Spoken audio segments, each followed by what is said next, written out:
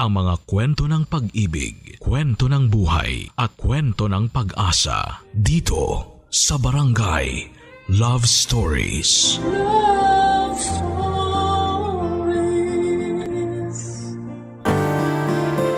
Maraming kayang tiisin ang pagmamahal na nararamdaman natin.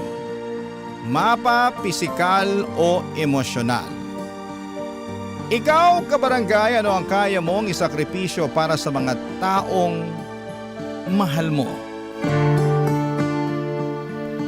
Dear Papa Dudut, itago niyo na lamang po ako sa pangalang Joanne, 29 years old at isang masugid na tagapakinig dito sa Antipolo. Nasa second year college ako nang makilala ko si Denver. Siya ang first boyfriend ko at first sa lahat ng pwedeng maging first pagdating sa pakikipagrelasyon. Kaya naman sobrang minahal ko talaga siya noon. Nagtatrabaho siya noon sa kantin ng university kung saan ako nag-aaral. Hanggang sa nabuntis niya ako noong nasa third year na ako. Nagalit po ang mga magulang ko kasi panganay ako sa magkakapatid. At ako ang inaasahan nilang tutulong sa kanila sa mga gastusin kapag nakatapos na ako. Kaya naman umalis na lamang ako ng bahay at pinanagutan naman ni Denver ang anak namin. Naalala ko na naiyak pa ako nang sabihin niya sa akin na mahal niya ako at ang magiging anak namin. Kaya hindi niya kami pababayaan kahit na anong mangyari, Papa Dudut.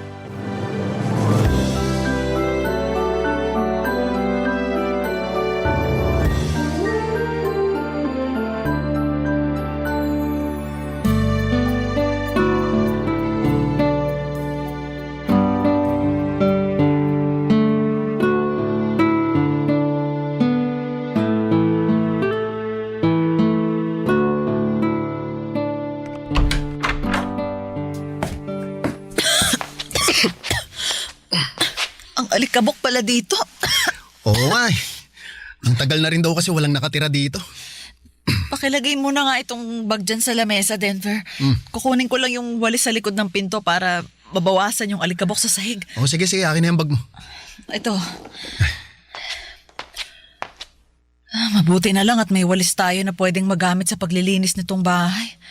Kasi mukhang buong araw tayo maglilinis dito eh. Pwede naman kahit bukas na lang tayo maglinis eh.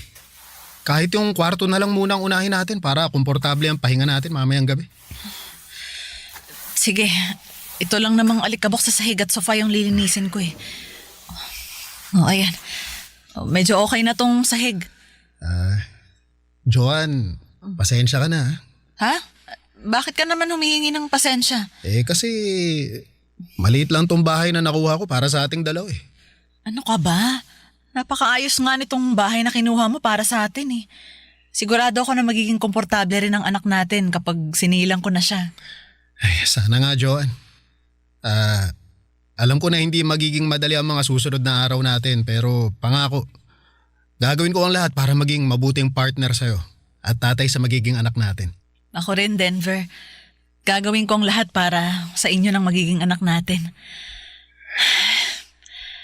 Grabe. Kinakabahan ako na sobrang excited kahit 3 buwan pa lang si baby sa tiyan ko.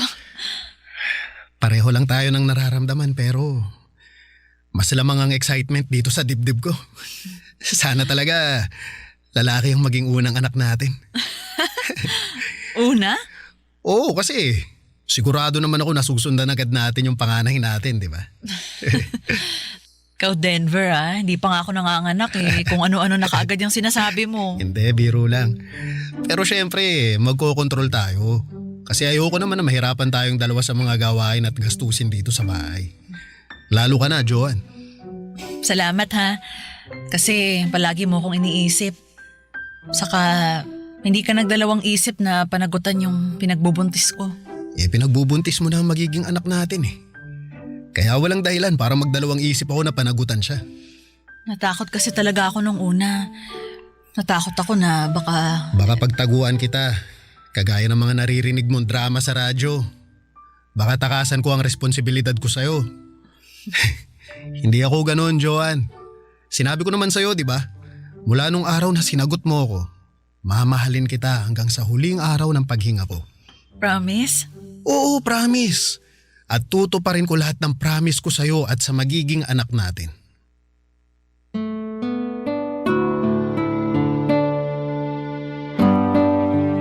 Hindi naman ako materialistic na tao, Papa Dudut. Siguro kasi lumaki rin ako sa simpleng family. Kaya naman sobrang natuwa na ako sa maliit na paupahang bahay na kinuha ni Denver para sa amin.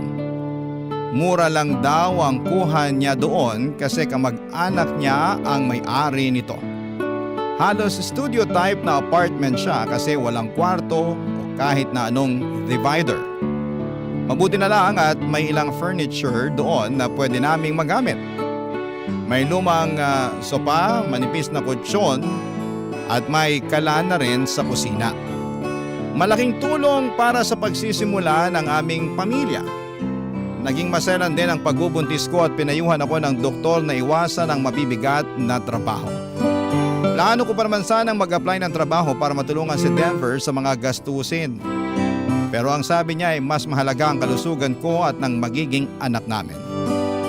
At kaya naman daw niyang magtrabaho para sa amin. Pinatunayan niya yon hanggang sa makapanganak ako at masundan pa ng dalawa ang panganay namin. Kaya lang doon din nagsimula na magbago ang ugali niya, Papa Dudut.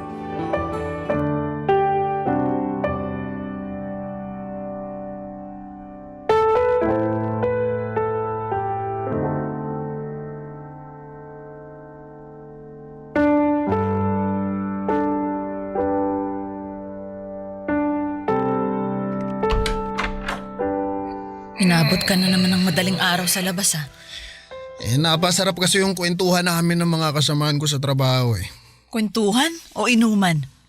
Ikaw, asawa ba kita o security guard ng bahay na to?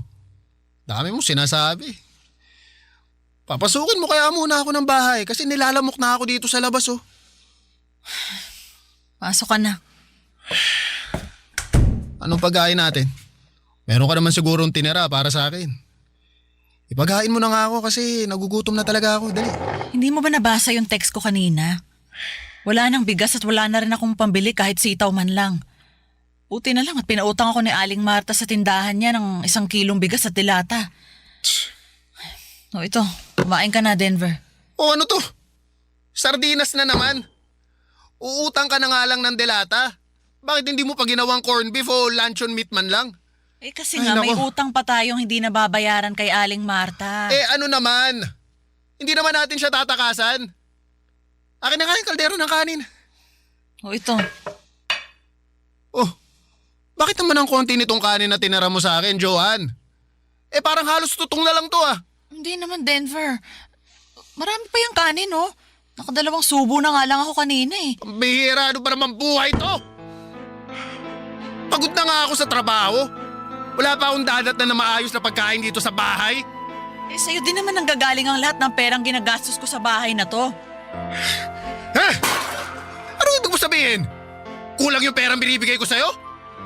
Hindi naman sa ganon. Ikaw, Joanne, ha? Ha? Aray, Denver, nasasaktan ako. Bitiwan mo nga yung braso ko. Gusto ko lang ipaalala sa'yo na ako lang ang nagtatrabaho sa bahay na to. Kaya kailangan mong gawan ng paraan na makakain ako ng maayos dito. Ginagawa ko naman ang paraan, Anong paraan tong paghain mo ako ng sardinas para sa hapunan? Buti sana kung hindi ako nagbibigay ng pera sa'yo. Pero Denver, mas lumiit kasi yung binibigay mong pera sa akin. Ha?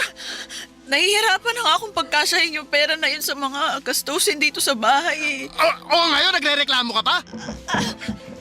Aray, Ha? Denver! Yung braso ko! Nasasaktan na talaga ako! Kesa nagre-reklamo ka dyan, Joanne, gawan mo na lang ako ng paraan kung paano ko pagkakasyahin yung perang pinaghihirapan ko sa trabaho. Saan ba kasi napupunta yung ibang pera mo? At bakit kailangan mo pang itanong yan, ha? Ha? Ano bang akala mo? Winawaldas ko sarili kong pera? Pasalamat ka nga, binubuhay ko pa kayo ng mga anak mo Kaya tigil-tigilan mo yung pagre-reklamo mo. Ayusin mo ang pagsisilbi mo sa akin, ha?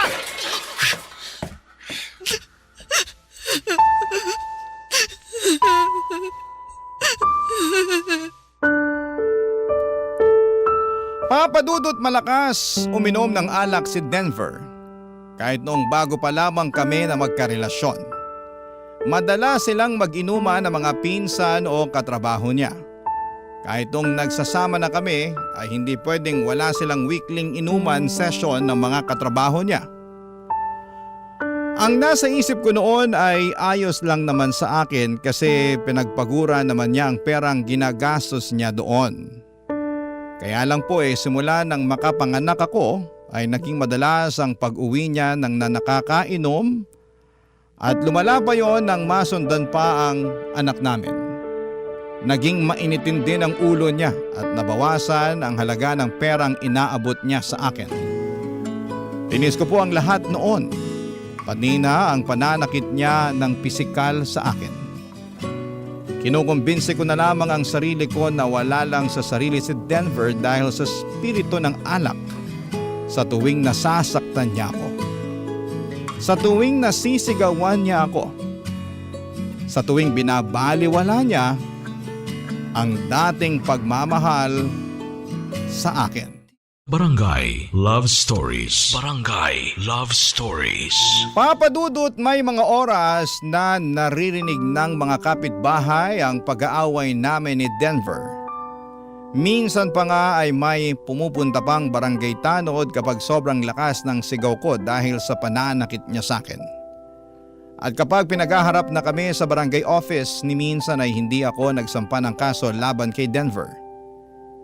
Kapag kasi nagkakabaranggayan na kami ay humihingi na siya ng tawad sa akin at kaagad ko naman siyang pinapatawad.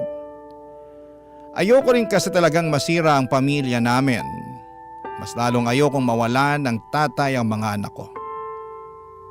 Kaya kahit na ilang beses na akong sinasabihan ng mga kapitbahay namin na hiwalayan na si Denver sa tuwing makikita nila ang mga pasa sa mukha at katawan ko. Sinasabi kong hindi ko kaya kasi mahal ko siya at kailangan siya ng mga anak namin.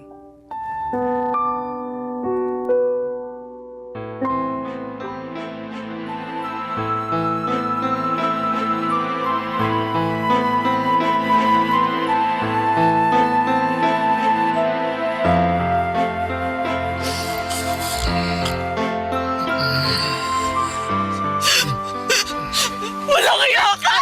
Napakawalang iya mo! Joan, ano ba?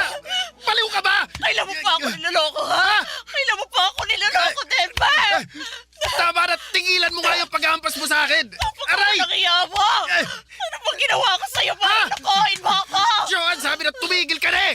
Ano bang naging kasalanan ko sa'yo, ha? Ano? Hoy! Hindi talaga titigil yung bunganga mo! Ha? Ah! Sige, sampalin mo pa tong kalibang pisngi ko! Baka sakaling mabawasan yung sakit na nararamdaman ko dito sa dibdib ko! Ano ba kasi problema mo, Joan? Napapaliw ka na ba? Bakit nagwawala ka ng ganyan? Hindi mo talaga alam kung anong problema ko, ha? Sigurado ka? Ayan! Yung usapan nyo ng kabit mo dyan sa tinatago mong extra na cellphone! Teka, bakit napunta sa'yo to, ha? At kailan ka pa natutong makialam sa mga gamit ko, ha? Hindi ako nakikialam ng mga gamit mo! Naiwan mo yung kagabi sa loob ng pantalon mo na dapat lalabhan to kaninang umaga! Buti nga walang password kaya nabasa ko agad lahat ng landian nyo ng kapat mo! Hindi naman sa akin to eh! At talaga magde-deny ka pa kahit huling-huli ka na, ha? Eh kasi hindi naman talaga sa akin yung lintik na cellphone na yan! Kay Ramon yan, dun sa katrabaho ko! Nakita mo naman, di ba? Kahit anong text sa cellphone na yan, wala kang mababasa na pangalan ko! Wow naman, Denver! Alam mo rin talaga kung anong laman ng mga text message sa cellphone kahit hindi sa'yo, no? Eh kasi nga nakikita kong ginagamit yan ni Ramon. Malamang makikita ko yung mga text nila nung girlfriend niya. Pwede ba, Denver, ha? Mukha akong ginagawang tanga. Joan, sinasabi ko sa'yo yung totoo. Mag-iimbento ka na nga lang ng kwento yung hindi pa kapani-paniwala. Eh kung ayaw mo maniwala, edi wag. Hindi kita pinipilit, Joan. Aminin mo na lang kasi na may ibang babae ka. Na niloloko mo lang ako. Napakawalang iya mo talaga kahit kailan. Napakasama mo! Joan! Sabi na tumigil ka na! Kapag hindi ka pa tumigil dyan sa pagwawala mo, dadagdagan ko talaga yung pasa dyan sa mukha mo. Papa Dudut, kagaya ng sinabi ko, si Denver ang kauna-unahang lalaking minahal ko. Siya po ang nag-iisang tao noon na pinangarap kong makasama sa panghabang buhay. Sa tuwing nagkakaproblema kami, nag-aaway o kung ano paman, iniisip ko na parte lamang yon ang mga pagsubok ng aming relasyon. Alam ko na mas pinapatatag lang nito ang pundasyon ng pagmamahala naming dalawa. At ang noong akala ko ay kaya ko nang tiisin lahat ng ginagawa sa akin ni Denver para lang manatili kaming buo sa paningin ng mga anak namin. Siguro kakayanin ko yung pagiging lasenggo niya, palasigaw at pananakit sa akin, pero hindi po ang pambababae niya. Kaya naman umalis na ako noon kasama ang mga anak ko. Habang may bahagi ng sarili ko ang umaasa na sana'y sundan niya kami na kahit kailan ay hindi naman po nangyari. Kaya naman pinilit kong kayanin na buhayin mag-isa ang tatlong mga anak ko, Papa Dudut.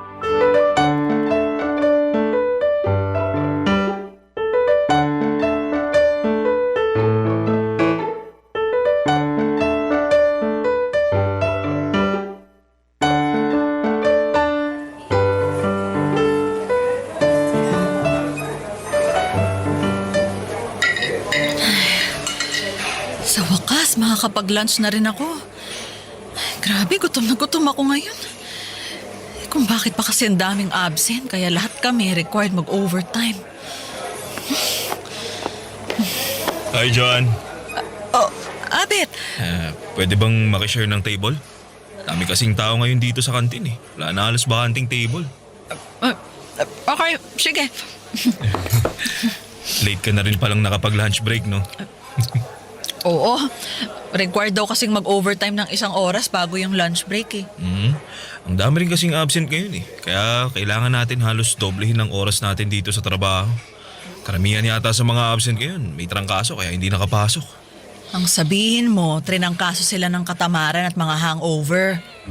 Gusto lang nilang ma-extend yung bakasyon nila porket kakatapos lang ng bagong taon. Alam mo, may punto ka sa sinabi mo na yun eh. Nakakainis nga kasi pinagbakasyon na nga tayo ng 2 araw para masalubong ang bagong taon. Abusado naman yung ibang empleyado. Kaya tayo mga nagtatrabaho ng maayos yung napeperwisyo. Ganun talaga. May mga tao na hindi marunong makisama sa trabaho at sarili lang nila ang iniisip nila. Joan, leche flan nga pala. Binili ko para sa'yo. Ha? Ba't mo naman ako bibilhan ng leche flan? Paborito mo daw kasi to, sabi ni Tracy, yung katrabaho natin na lagi mong kasama. Oo. Favorite ko yan. Dati. Anong ibig mo sabihin? Nagda-diet na kasi ako ngayon kaya hindi na ako kumakain ng leche flan. Kaya thank you. Pero sa'yo na lang yung leche flan na binili mo, Abet.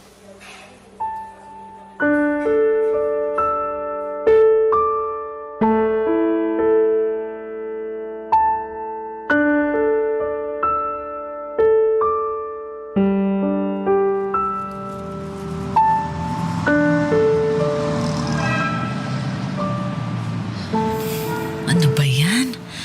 Punuan yung mga jeep na dumadaan. Oh, Joan! Nandito ka rin pala sa waiting shed. Nag-overtime ka na naman. Oo. Sayang kasi baka sa mga susunod na linggo hindi na sila magpa-overtime. Alam mo, naisip ko rin yan kasi sisipagin na ulit magtrabaho yung mga kasamahan nating pala absent. Kailangan na nilang pumasok kasi mga wala na silang sasahurin talaga. Ikaw, nag-overtime ka rin ba? Kaya ngayon ka lang nakalabas ng pabrika? Hindi. May May inasikaso lang ako sa loob kanina tapos nung makita kitang lumabas, sumunod na ako. Punuan yung mga jeep ngayon. Sinabi mo pa. Nakakainis na nga kasi nangangalay na ako kakatayo dito tapos nilalamok pa ako. Gusto mo, sabay ka na sa akin pa uwi. Ha? May motor ako, di ba? Ihatid na kita sa inyo. Ay, naku, hindi na. Ang alam ko malayo yung apartment namin mula sa inyo. Ayos lang yun. Nakamotor naman ako eh. Ay, ayokong maabala ka, kaya wag na, Abet. Sige na, Joan. Kaya mo na akong ihatid ka kaysa magtagal ka pa dito sa waiting shed. Sigurado naman akong may dadaan ng jeep dito, kaya mauna ka nang umuwi, Abet. Huwag mo na akong intindihin. Pero Joan, Ayan, may jeep na oh. Wala masyadong sakay. Sige, Abet ha. Salamat ulit. Ingat ka pa uwi. Bye-bye. Papa Dudut, halos 1 taon na akong nagtatrabaho sa pabrika at ramdam ko na may pagtingin talaga sa akin si Abet. Hindi ko lang siya pinapansin kasi ang focus ko noon ay ang pagtatrabaho para sa aking mga anak. Wala na rin naman kasi akong ibang aasahan kung hindi ang sarili ko.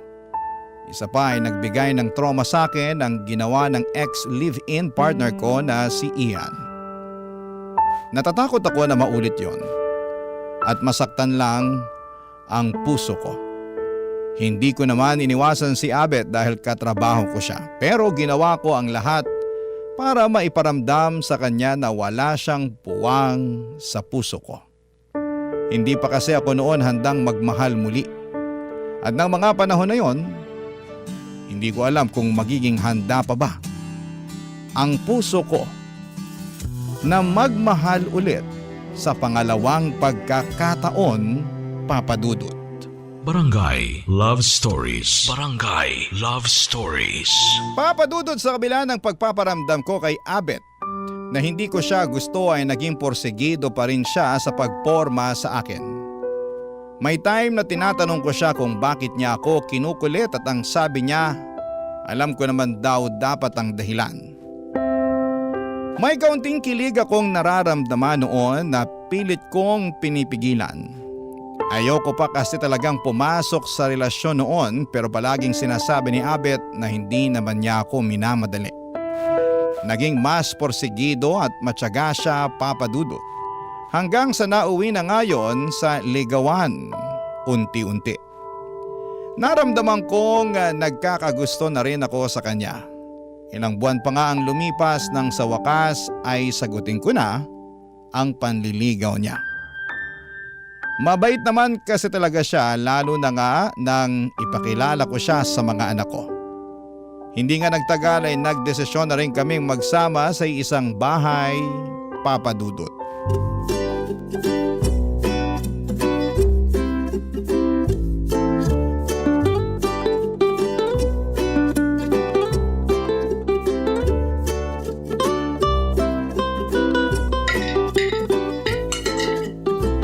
Abet, ito pa ang kanin, no? Yun oh. Salamat. O, dahan-dahan sa pagsubo. Madami pa yung ulam. Pasensya na. Ang sarap kasi talaga nitong adobo na niluto mo eh. The best! Buti na lang marami kang kanin na sinaing ngayon. Alam ko kasi na mapaparami ka ng kain kasi nga paborito mong iulam yung adobo. Iba kasi kapag ikaw nagluto nito, Joan. Pakiramdam ko, lalo kitang minamahal eh. So, kaya mo lang pala ako minahal kasi masarap ako magluto ng adobo? Ganun Uy, ba? Hindi ah. Kaya kita minamahal kasi masarap lahat ng niluluto mo. Kaya nga, kinulit kitang magsama na tayo sa isang bahay eh. Para araw-araw ko nang natitikman yung mga luto mo. At talagang inamin mo na parang yung masarap na luto ko lang ang habol mo sa akin, ha? Hindi naman siya ganun, pero parang ganun na yun. Grabe ka sa akin, Abet. Joke lang. Sabi ko naman sa'yo dati, di ba? Minahal kita ng walang dahilan. Kaya mamahalin kita ng walang hanggan. Ang bilis bumawi, ha? Oh, ito pa yung kanin. Alam ko naman na gusto mo lang magpalagay nito sa plato mo kaya humihirit ka ng ganyan eh. Naku, ang bilis talagang makaramdam nitong mahal ko eh. John, sa susunod na buwan, open na ulit yung application para sa mga gustong magsundalo. Magpapasa ka na ng application mo? Oo, sana. Kung okay lang sa'yo. Oo naman. Ang tagal mo nang gustong gawin yan, di ba? Ang tagal mo nang gustong maging sundalo. Pangarap ko talaga to, kahit nung bata pa lang ako. Kaya nga hindi kita pipigilan sa gusto mong gawin. Kahit nakakalungkot kasi ilang buwan tayong mawawala ng komunikasyon yan. Yan nga rin ang iniisip ko eh. Ngayon pa lang nalulungkot na ako kapag iniisip kong matagal ko kayong hindi makikita ng mga bata. Sobrang mamimiss ko sila, lalo na yung panganay mo, si Gerald. Sigurado ako na siya ang unang iiyak kapag nalaman niyang matagal ka mawawala dito sa bahay. Sobrang close sa'yo ng batang yun eh. Mamimiss ko ang kakulitan at kaingayan niya. Mabilis lang yun, Joan. Pagkatapos nun, palagi akong tatawag sa inyo ng mga bata. Sana nga, Abet. Halos 1 taon ka namin hindi makakasama ng mga bata. Para sa inyo din tong gagawin ko. Para sa kinabukasan ng mga bata, kaya konting tiis lang, Joan. Siyempre naman. Kayang-kaya kong magtiis para sa'yo at sa mga bata. Abet, nagre-ring ang cellphone mo. Oo, sandali lang. Papatayin ko. Sino yung tumawag? Bakit hindi mo sinagot? Si Lian lang yun. Dati kong katrabaho. Baka importante yung dahilan kung bakit siya tumatawag. Dapat sinagot mo na. Nako, mas importante pa tong adobo mo kaysa sa tawag niya. Sigurado kasi ako na mangungutang na naman yun sa akin eh. John, may kanin pa ba tayo dyan? Baka pwedeng pahingi pa kasi bitin pa ako dito sa nilagay mo sa plato ko eh. Sige, sandali lang. Kukuha ulit ako sa kaldero. Papa Dudut, iba talaga kapag kinutuban ako. Alam ko na palaging tama o totoo. Napansin ko rin ang mga kakaibang kilos niya. Pagpapalit niya ng password sa cellphone. Yung madalas na pagtambay niya sa banyo, dala ang cellphone niya at kung ano-ano pa.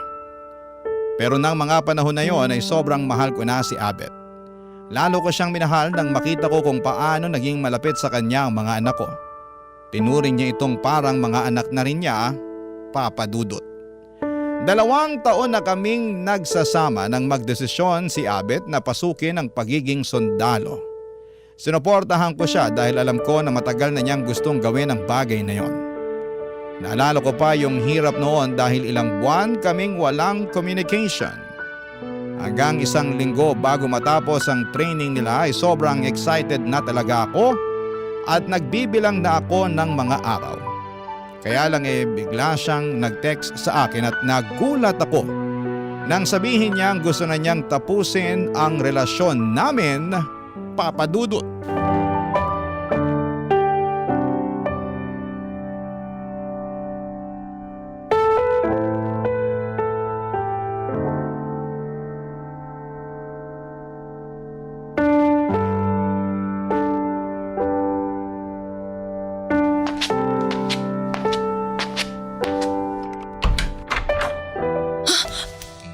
Abet, buti naman at umuwi ka na. Hindi ako magtatagal. Kukunin ko lang yung ibang gamit ko kaya ako umuwi. Padaan ako. Pupunta lang ako sa kwarto. Sige, sasamahan kita. Abet, gusto mong kumain muna? Di na. May sinaing pa naman ako dyan natira kagabi. Pwede kong isangag saglit tapos ipagluluto kita ng tosino. Busog ako. Kaya huwag ka na mag-abala pa, Joan. Pero di ba ang sabi mo matagal ka nang hindi nakakakain ng masarap na tosino? Kasi matabang yung tosino na binibili nyo dun sa karinderya na kinakainan nyo. Hindi nga ako magtatagal. Kaya huwag mo nang abalahin ang sarili mo. Saan ba yung jacket ko na itim? Ito. Mabilis lang naman akong magluto. Alam mo yan, Abet. Kumain ka muna bago ka umalis para naman... John, hindi mo ba ako narinig? Busog ako! Hindi na ako kakain dito, alis na ako agad. Kaya pwede ba, huwag ka na makulit dyan. Pasensya ka na. Naisip ko lang naman yung mga sinabi mo noon bago ka umuwi. Na sobrang namiss mo yung mga niluluto kong pagkain para sa'yo. Kaya ang sabi ko, di ba, iluluto ko lahat ng paborito mo sa oras na umuwi ka dito sa bahay. Pero hindi nga ako umuwi dito para kumain. Umuwi ako dito para kunin yung mga gamit ko. Asan ba yung isang sapatos ko? Ito, nakita ko na. Aalis ka ba talaga kaagad? Ano pa bang kulang sa mga gamit ko? Baka naman pwedeng hintayin mong makauwi mula sa school yung mga bata. Sobrang namiss ka kasi talaga nila eh.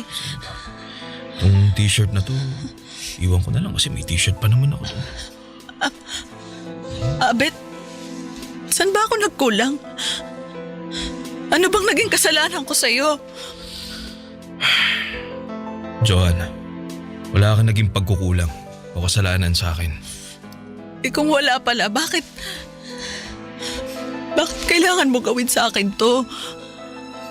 Bakit kailangan mo akong iwanan? Sinabi ko naman na sa iyo ang dahilan, di ba? Pasensya ka na, pero ayoko na. Hindi na kita mahal at... May mahal ka ng iba? Sino? Yung Leon na palaging tumatawag sa'yo dati? O baka naman ibang babae pa? Ilan ba sila, Abet, ha? Ilan ba silang ipapalit mo sa akin? Aalis na ako. Abet, please naman, baka naman pwede mo pa akong bigyan ng isang pagkakataon, no? Basta mo na lang ba itatapon yung relasyon natin? Ano gusto mong gawin ko? Ayusin natin to. Wala na nga tayong dapat ayusin, Joanne. Hindi man lang ba talaga natin susubukan kahit isang beses pa? Hindi. Kasi alam ko naman kung saan mapupunta to. Alam ko na walang patutunguhan ng relasyon na to. Abet, pakiusap. Nagmamakaawa ako sa'yo. Joanne, huwag kang lumuhod dyan. Tumayo ka. Nagmamakaawa ako sa'yo. Huwag ka nang umalis. Huwag mo kami iwan ng mga bata. Mahal kita. Mahal kita at mahal ka na rin ang mga anak ko. Joanne, bitiwan mo nga mga pinti ko, Joanne. Ano ba? Parang awa mo na, Abet. Parang awa mo na. Huwag mo kami iwan. Joanne! Gagawin ko lahat na gusto mo. Kahit ano. Kahit ano, basta huwag ka lang umalis. Basta huwag mo lang kami iwan ng mga anak ko. Abet. Abet, makiusap. Huwag kang umalis. Huwag mo kaming iwan.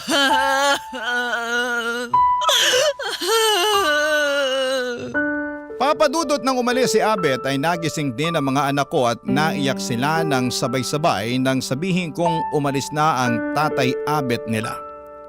Sobrang naawa ko sa mga anak ko kaya hindi natapos doon ang pagmamakaawa ko kay Abet. Kahit na umalis na siya ng bahay ay palagi ko pa rin siyang tinetext at tinatawagan. Hanggang sa tuluyan ko nang hindi na kontak ang number niya at blinak na rin niya ako sa mga social media accounts niya. Iniisip ko noon kung ano ba ang naging malaking kasalanan ko sa mundo. Bakit kailangan kong maranasan ang paulit-ulit na bighating dinaranas ko noon? Sa ngayon po, Papa Dudut, ay mahigit 1 taon na akong single at patuloy na tinataguyod ang mga anak ko. Kahit kailan kasi ay hindi nagbigay ng suporta si Denver sa akin. Kaya wala na akong ibang pwedeng asahan kundi ang sarili ko. Hindi na rin po ako umaasa na makakatakbo pa ako or makakatagpo pa ako ng lalaking tatanggap at magmamahal sa akin. Ang focus ko ngayon ay mataguyod ang buhay ng mga anak ko at mapalaki silang mabuting tao. Dito ko na po tatapusin ang sulat ko at O ikaw, kabarangay, kumukulo rin ba dugo mo? Pwede kang mag-iwan ng comment sa ating comment section. Ang mga kwento ng pag-ibig, kwento ng buhay at kwento ng pag-asa dito sa Barangay Love Stories. Love Stories.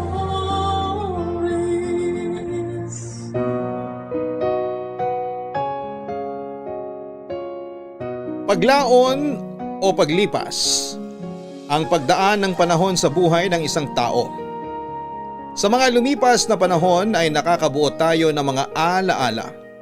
Pero paano kung sa bawat paglipas ng panahon ay may dinadala ka pala na hindi mo masabi dahil sa takot o dahil sa respeto? Nalilipasan ka ng panahon na bitbit ang isang damdaming tinatago. Isang biyayang may tuturing ng isang pagkakaibigan ay tumagal ng mahabang panahon. Dekada man ang binilang ng pangungulila sa isa't isa ay hindi ito alintana dahil sa higpit ng big kiss ng pagkakaibigan na siyang naging pundasyon ng kanilang pagmamahalan. Ating pakinggan ang pagkakaibigang umabot sa edad na 60 nang buo pa rin ang samahan. Maririnig natin ang kanilang mga pinagdaanan sa buhay nila sa mga lumipas na taon at panahon. Pakinggan ang kwento ng ating kabarangay na si Isang dito sa mga kwento ng pag-ibig, buhay at pag-asa sa nangungunang Barangay Love Stories. Dear Papa Dudut, Ako po si Isabella. Isang na lang po. Retired na po dito sa Amerika, 72 years old na po ako sa kasalukuyan. Ang kwento ko po ay nangyari 2 taon nang nakalipas. Pero sa Pilipinas po nangyari ang kwento nang umuwi ako dyan sa isang dahilan. Bago ko po ikwento ang lahat ay ipapakilala ko muna ang aking mga kaibigan. Si Mona po ang aking best friend. Bata pa kami ay para na kaming magkapatid. Walang nakakapaghiwalay sa amin. Maliban nga lang po noong umalis ako noon papunta sa Amerika. 71 na si Mona noong nangyari ang kwento. Mas matanda siya sa akin ng 1 taon. Si Mona naman po ay may sobrang ka-close na lalaki, si Atong. Sa totoo lang ay nagkaroon ako ng lihim na paghanga kay Atong noong kabataan namin. Pero kinalimutan ko din dahil nga sa iniisip ko na baka makasagasa ako ng damdamin. Eto kasing si Mona sa tuwing tatanungin ko kung may namamagitan sa kanilang dalawa ni Atong. Laging sagot ay wala daw pero iba ang nakikita ng mata ko dahil nga sa sobrang close sila. Dahil naman doon ay itinuring ko ding kaibigan si Atong. Madalas magkasama sina Mona at Atong kahit na kami ang mag-best friend. Pero hindi naman po ako nagsiselos dahil sa katunayan ay masaya ako para sa kanilang dalawa kahit na hindi nila aminin. Papadudot kahit na nung umalis ako ay walang palya kaming nagkakatawagan ni Mona at kalaunan nga po ay nagkaroon ng video call na talaga namang ikinasaya namin. Kasi nagkikita na kami. Ganon ang naging buhay namin mula nang umalis ako. Ang magtawagan para magkabalitaan. Kinuha po kasi ako ng kapatid ko noon para sa Amerika magtrabaho. 30 years old pa lamang po ako nang umalis sa Pilipinas. Kaya sa loob ng mahigit 4 na dekada ay puro boses at video lang ang komunikasyon namin. Noong magretiro ako sa edad na 60 ay binala kong bumalik talaga ng Pilipinas. Pero hindi ko po alam kung ano ang mga balakid at hindi ako makauwi-uwi. Hanggang sa isang malalim na dahilan ang magpapauwi sa akin. Nang magkasakit si Mona, hindi na ako nakapaghintay makabalik kaya dahil matagal-tagal pa ang pagbabalik ko ay hindi ko na sinekreto at sinabi na agad kina Mona at Atong.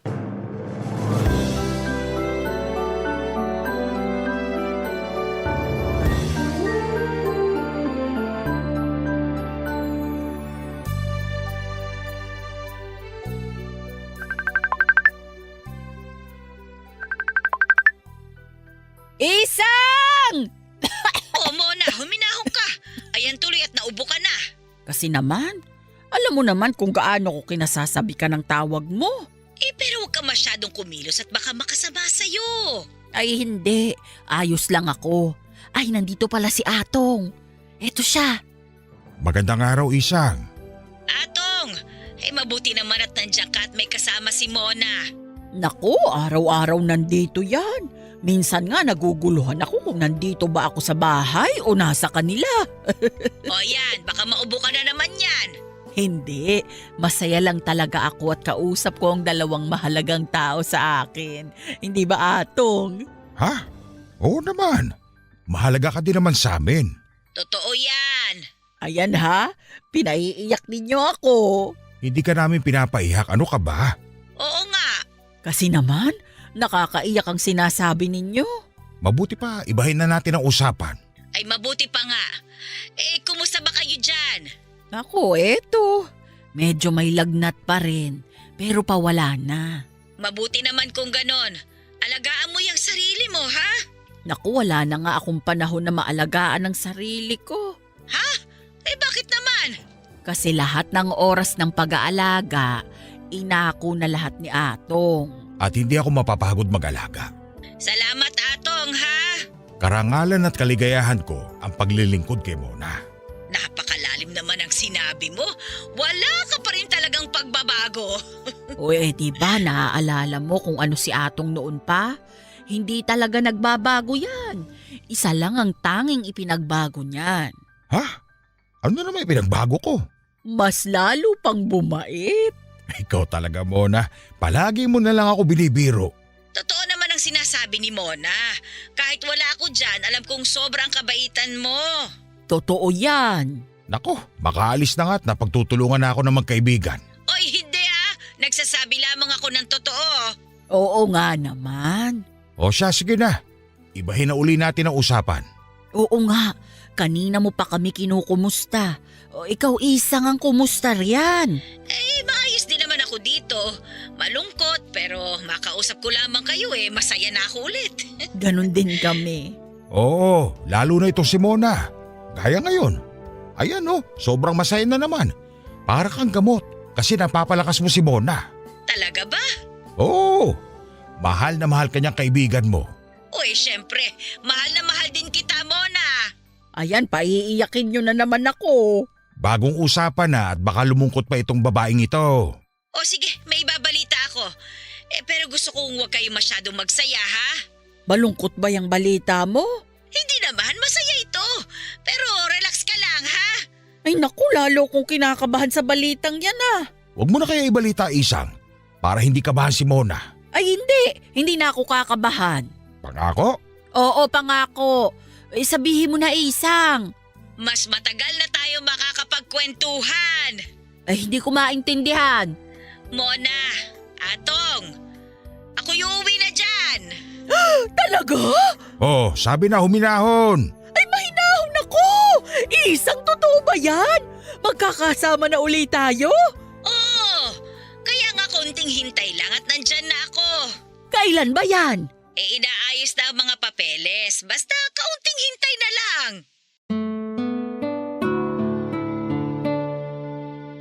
Papa Dudut, tuwang-tuwa si Mona sa binalita ko. Sa totoo lang ay pareho lang kami ng nararamdaman.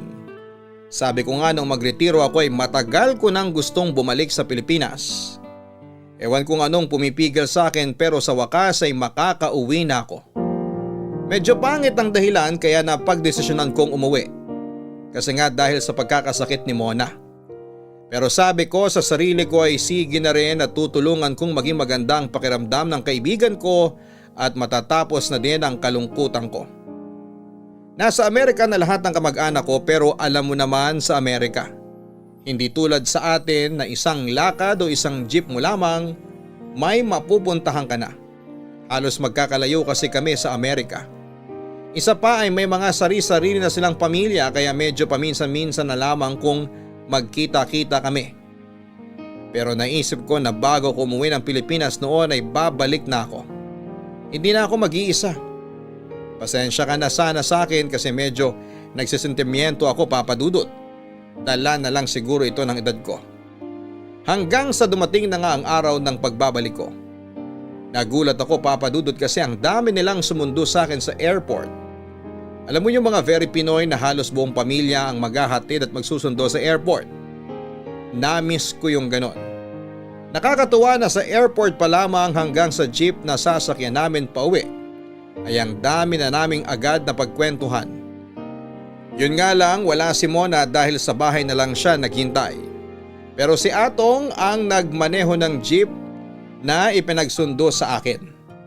Napakadaming kwento at tanong ng mga kamag-anak ni Mona pero si Atong ay napakatahimik. Hindi ko alam kung anong dahilan, dahil ba sa nagmamaneho siya o baka nahihiya. Hindi ko matansya.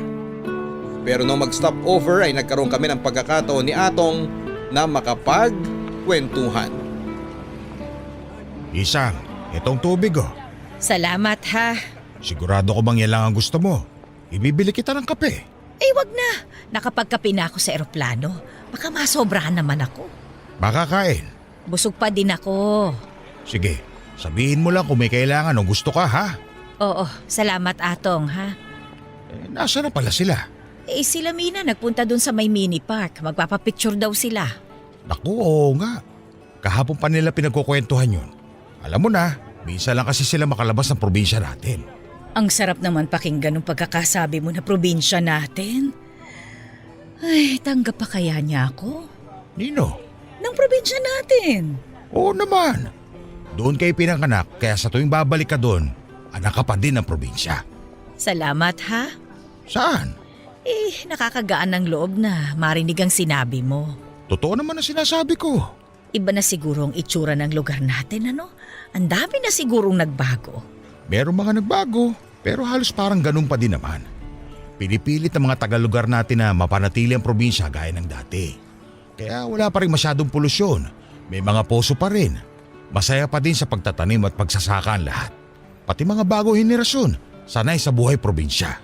Ako kaya? Nako, tutulungan ka namin ni Mona para maalala mo ang kabataan natin. Oh, bakit parang bigla kang sumeryoso? Ha? Atong, kahit ilang dekada tayong hindi nagkita, kilala pa rin kita. Kalimutan mo na. Baka may iba ka pang gusto ipabili. Atong, wag mong baguhin ang usapan. Bakit parang bigla kang sumeryoso? Naisip ko kasi si Mona. Oh, ano si Mona? Huwag ka sana mabibigla. Ano ba ito? Ano ba yung sinasabi mo? Lalo ako kinakabahan. Ano ba ang tungkol kay Mona? May malubhang sakit si Mona. Malubha? Oo. Isang may taning na ang buhay ni Mona. Ano? Kumalma ka sana. Ano ba yung sinasabi mo? Ayoko kasing mapuno ng maraming tanong ang isip mo pag nakita mo si Mona. At kung makita mong araw-araw ay humihina na siya. Kaya kahit nagdadalawang isip ako, kinailangan kong sabihin sa'yo. Hindi iba ang tingin nyo sa isa't isa. Kahit nagkaalayo pa kayo, hindi naputol ang pagmamahalan nyo. Diyos ko, ano ba ito? Isang, may pakiusap sana ako. Ano yun? Hindi alam ni Mona ang kalagayan niya. Kaya wag sana nating ipakita sa kanya na nalulungkot tayo.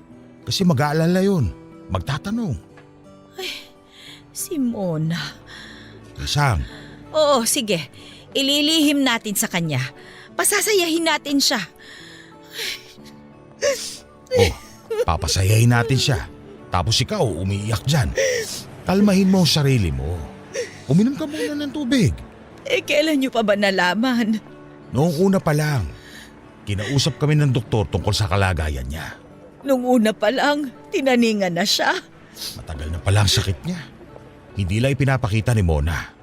Tinitiis pala niya kapag sumasakit ang katawan niya. Mona, ano ba nangyari sa'yo, kaibigan ko? Isang, kumalma ka na. Baka makita ka pa ng iba. Iilan lang sa kanila ang nakakaalam ng kalagayan ni Mona. Hindi ba alam ng lahat? Hindi. Napagdesisyon ang huwag na munang sabihin sa iba. Baka kasi makitang malungkot yung mga nakakaalam. Lalo lang mag-aalala si Mona. Pinapangako ko. Lalakasan ko yung loob ko. Hindi ako magpapakita ng lungkot sa harap ni Mona. Salamat. Alam mo bang napakasaya niya nung magsabi ka na uuwi ka? Sa totoo, gusto niyang sumama sa pagsundo sa'yo. Kaya inilihin na lang din namin sa kanya na ngayon na ang uwi mo. Kasi siguradong magpupumilit yun. Kahit masama ang pakiramdam niya. Ikumusta na ba siya ngayon?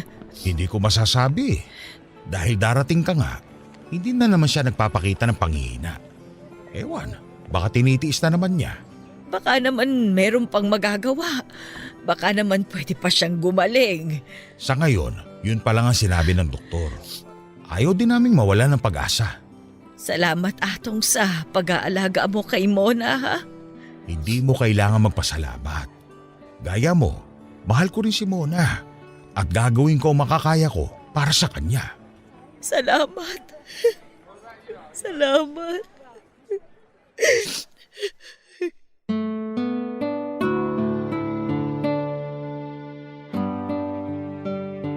Papadudot maski sa mga kamag-anak ni Mona ay hindi ako nagpahalata na alam ko na ang kalagayan niya. Pinilit kong itago, masakit pero para kay Mona ay gagawin ko. Noong oras na yon, sa unang pagkakataon ay maglilihim ako sa kaibigan ko. Nalaman ko na din po ang sakit ni Mona pero hindi ko na lamang po ide-detalye. Matapos ang pahinga ay bumiyahe na uli kami papunta kay Mona. May isang kamag-anak roon na nakapansin sa bigla kong pagtahimik. Alam kong alam niya na kung bakit biglang nagbago ang kilos ko. Hindi kami nag-usap pero niyakap niya na lamang ako na ang ibig sabihin ay dumadamay siya sa kalungkutan ko. Nang magkita kami ni Mona ay pinilit kong harapin siya ng masaya. Pero nauna po siyang umiyak kaya hindi ko na din napigilan ang sarili ko at napahagulhol na lamang ako. Nagbiro pa si Mona habang umiiyak na yung iyak ko daw ay parang bumawi sa ilang dekadang hindi pagkikita. Saka siya tumawa. Ako naman ay hindi ko alam kung tatawa din ba o itutuloy ang pag-iyak, Papa Dudut. Inausap ko na ang pinsan ni Mona na si Mina na doon na muna ako titigil sa bahay ni Mona para maalagaan siya. Masaya si Mina sa desisyon ko. Kakasabi ko pa lamang ng plano ko kay Mona, ang dami na agad niyang mga gustong gawin. Nalaman ko rin na matagal nang lumipat sa katabing bahay si Atong para mas malapit siya kay Mona. Iniwang kami nila Mina at ng ibang kamag-anak ni Mona para magkaroon kaming 3 ng oras para sa isa't isa. Nagkamustahan kaming walang katapusang kumustahan. Nagtaka naman si Mona na bakit parang doon pa lang kami nagkakakumustahan ni Atong. Samantalang si Atong naman daw ang sumundo sa akin. Hindi daw ba kami nag-usap? Hindi namin masabi na nawalan na kami ng oras para magkamustahan dahil siya na lang ang pinag-usapan namin hanggang makarating sa kanila, Papa Dudut.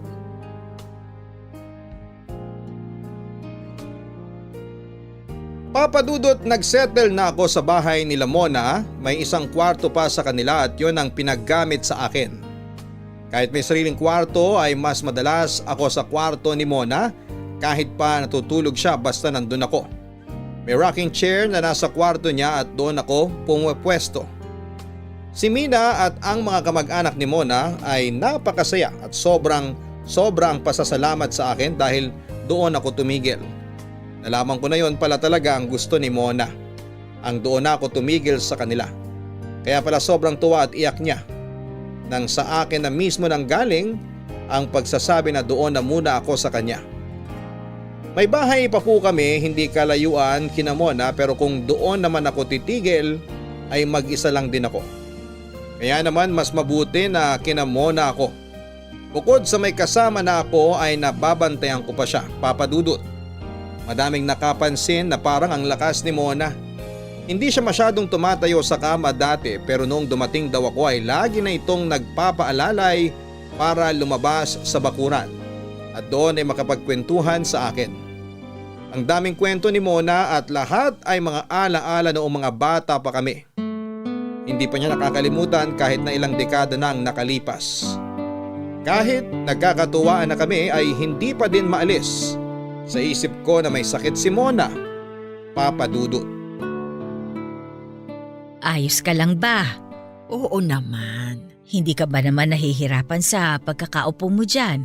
Maupo ka na nga lang din at magkwentuhan na lang tayo. Huwag mo na akong alalahanin at maayos ang pakiramdam ko. Mona, sabihin mo sa akin kung may masakit ha. Siyempre naman. Naku, kilala kita. Madalas para wag akong mag-alala ay titiisin mo kahit nahihirapan ka. Saan naman ako nahihirapan? Eh dyan nga sa pagkakaupo mo nga. Gusto mo kunin ko yung upuan, yung may kutsyon para hindi matigas yung inuupuan mo. Nako, wag na. Sawang-sawa na ako sa kakaupo sa kama ko.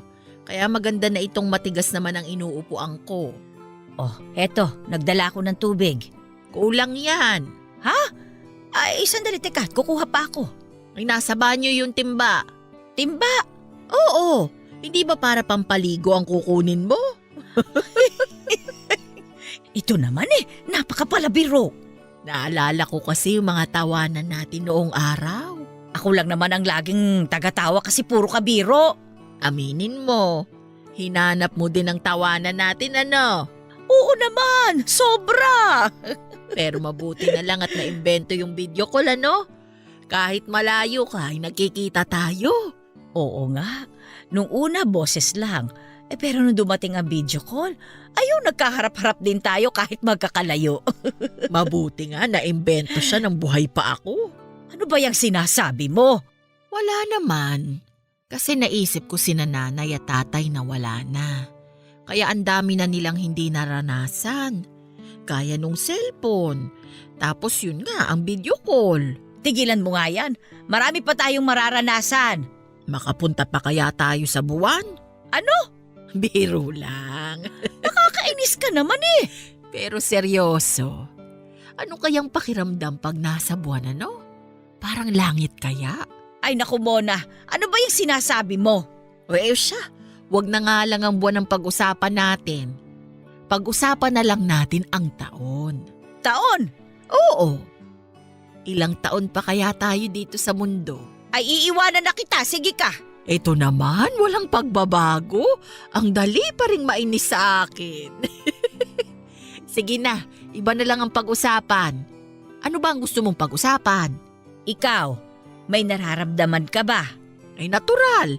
Pag wala na akong naramdaman, ibig sabihin wala na ako dito sa mundo. Mona naman pambihira ka.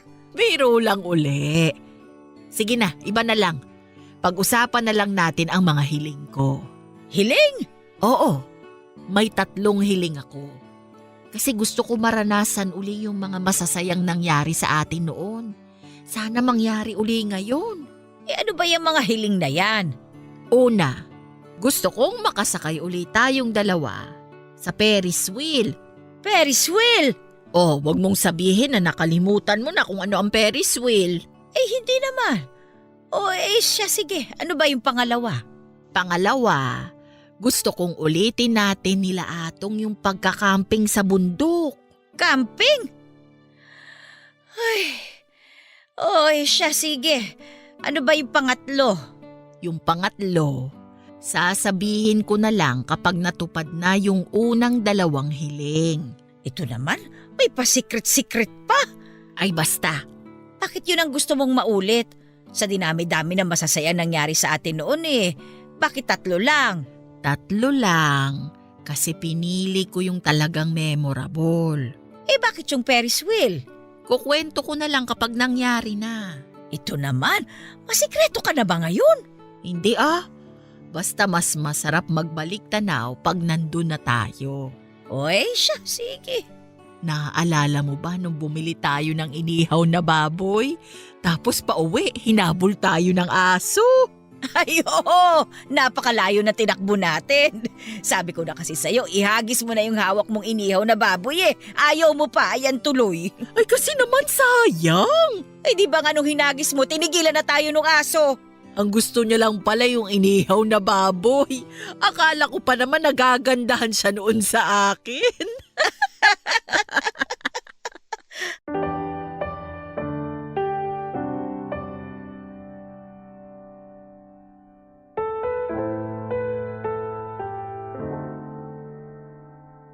Papa Dudut, habang nagtatawanan na naman kami ay hindi ko namalayan na umiiyak na naman pala ako.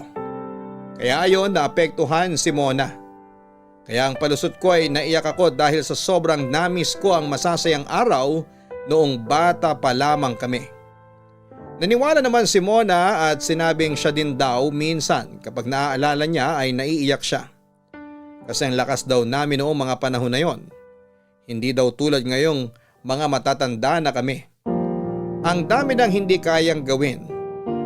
Papa Dudut, kahit ganon ang nangyari sa kwentuhan namin ay hindi na alis sa isipan ko ang mga hiling ni Mona. Sinabi ko sa sarili ko na gagawin ko ang lahat ng paraan para matupad ang mga kahilingan na yon.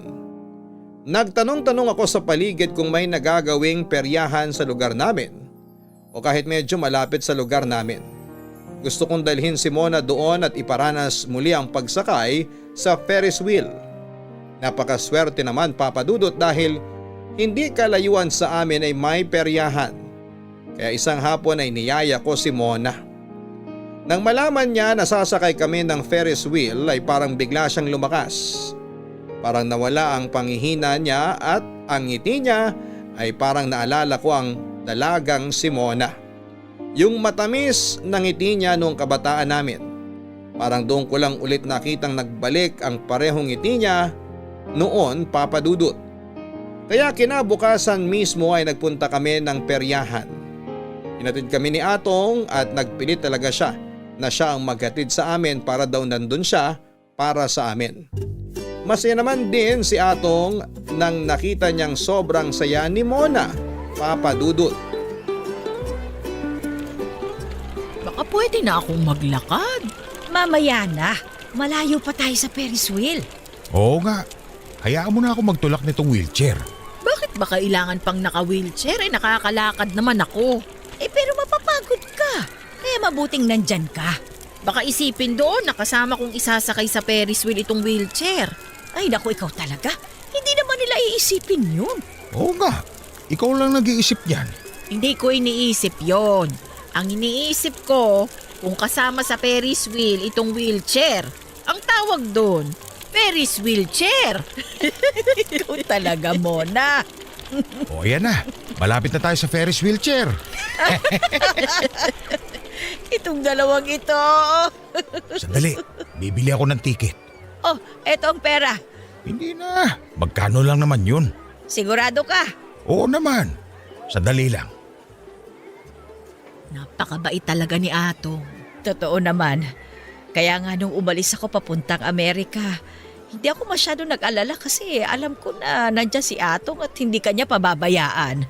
Oo, laging nandyan si Atong. Ikaw ba nung mag-isa ka sa ibang bansa? Kumusta ka? Ayun syempre malungkot. Ang daming dahilan ng lungkot ko. Una, mag-isa ako doon. Pangalawa, yung mga maiiwan ko sa Pilipinas. At syempre, malalayo ako sa inyo. Paano mo nilabanan ang lungkot? Ayun, kaya 2 beses sa isang buwan ako tumatawag para kahit boses lang naririnig ko kayo. Nung mauso nga ang video call, ayun kahit paano nawala na yung lungkot ko na hindi ko kayo nakikita. Pero syempre, iba pa rin talaga yung magkakaharap tayong tatlo. May mga naging kaibigan ka ba roon? Siguro parang kaibigan ko na rin sila. Pero parang mas katrabaho ko lang sila Sa trabaho lang kami nagkikita-kita madalas.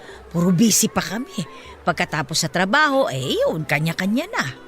Nakakalungkot naman marinig yan. Pero okay lang naman kasi unang-una, wala namang makakapalit sa pagkakaibigan natin. Di ba? Kung sa bagay. Pero kung nagkaroon ka ng best friend mo doon, hindi naman ako magseselos. Kasi alam ko, kahit anong mangyari, hindi na maaalis ang pagiging mag-best friend natin. Oo naman. Hindi ka ba nagkaroon ng kasintahan doon? Hindi. Tsaka kung magkaroon man ako, hindi ba dapat ikaw ang unang makakaalam? Oo nga. Pero bakit wala kang naging kasintahan doon? Wala Wala yung katangian na hinahanap ko sa isang lalaki. Teka, alam mo kahit noong bata tayo, hindi ko naitanong yan sa'yo. Ang alin? Kung ano nga ba ang katangian na hinahanap mo sa isang lalaki? Eto na ang ticket. Si Atong. Ha? Ibig kong sabihin, nandiyan ka na pala. Oo, eto na ang ticket nyo. Bakit dalawa lang? Oo nga. Hindi ba ang hiling ni Mona kayo lang dalawa? Kaya hahayaan ko kayo para makapagkwentuhan ng maayos. Tara na, aalalayan kita Mona. O, dahan-dahan ha. Salamat. Mauna na akong mauupo ha. Sige. O Mona, sigurado kang okay ka. Oo naman. Walang kasing okay. Oh, kumusta ang pwesto mo? Maayos ka na ba? Hindi ka ba nahihirapan? Hindi. O siya, mag-enjoy kayong dalawa ha. Hihintayin ko kayo rito. Oh, humawak ka sa akin ha. Bakit parang ang tagal ng ikot? Nagpupuno pa. Isa-isang sinasakay ang mga nakapila kaya mabagal talaga. Ay oo nga pala. Halatang ang tagal ko nang hindi nakakasakay ng Ferris wheel. Siya, kumapit ka ha. Naaalala mo ba dati? Nung umikot na ng mabilis ang Ferris wheel, tapos itinaas ko ang kamay ko. Galit na galit ka kasi baka mahulog ako. Oo, hindi ko makakalimutan yon. Tapos tawa ka pa ng tawa. Aminin mo, nung umulit tayo, nagtaas ka na din ng kamay, hindi ba? Kaya ulitin natin yun ngayon, okay? Uy, okay ba? Sa edad natin? Natatakot ako pero sige, para sa iyo.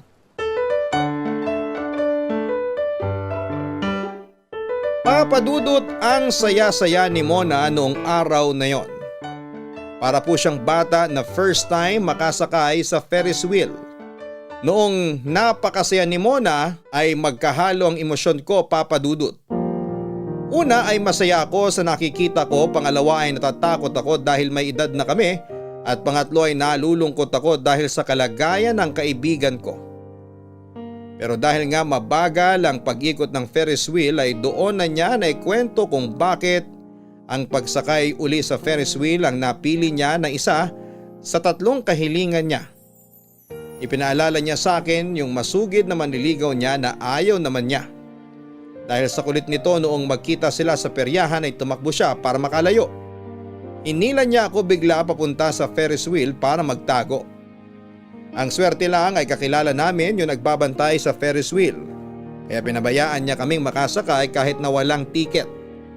Tawa kami ng tawa nung hinahanap siya ng lalaking yon. Kasi kitang-kita namin mula sa itaas na halos magkanda haba ang leg niya sa kakahanap kay Mona.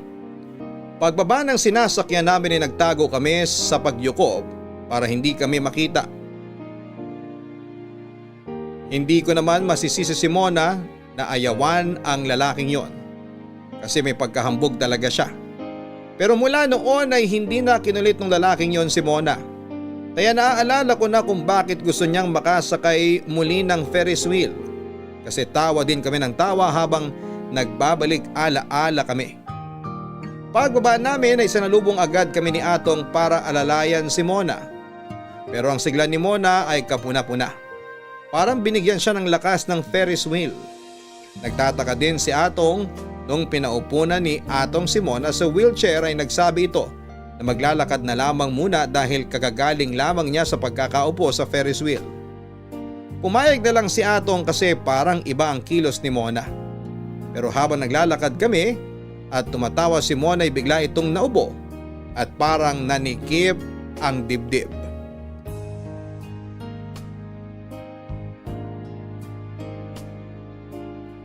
Papadudot ang tuwa at saya ng araw na yon ay napalitan ng lungkot at takot. Itinakbo namin sa ospital si Mona at hindi namin alam ni Atong kung ano ang gagawin. Nung naipasok na namin sa ospital si Mona at inasikaso na siya ng mga doktor ay doon na ako umiyak. Sobrang iyak ko, Papadudot. Sinisisi ko ang sarili ko dahil ako ang nagplano ng lahat. Ako ang gumawa ng paraan para mapagod si Mona sa pagsakay sa Ferris wheel. Nagdatingan ang mga kamag-anak ni Mona at hiyang-hiya ako dahil alam ko na kasalanan ko ang mga nangyari.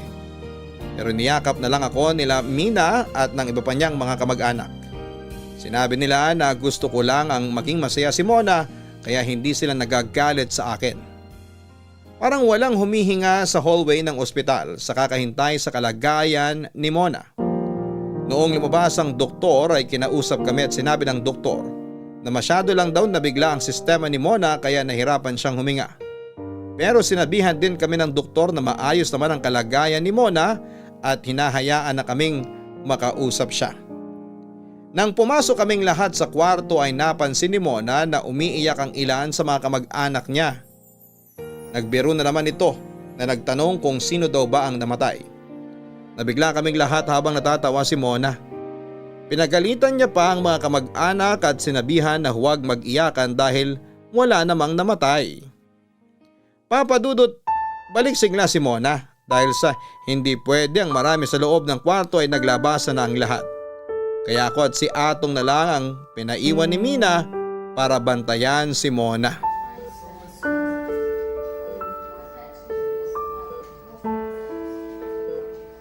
Oh, umiiyak ka rin ba? Hindi. Weh, umiiyak ka eh. Ay, nako, hindi nga. Eh bakit ganyan ang mata mo? Sige na nga, umiyak na ako.